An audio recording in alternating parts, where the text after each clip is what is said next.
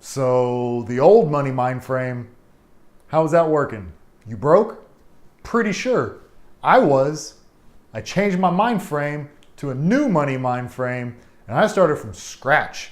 I'm talking zero. May sound pretty basic, but principles.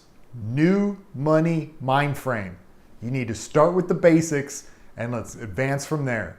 So now let's jump over to gmail.com and let's set up this account. Give me the next minute, I'll show you exactly how.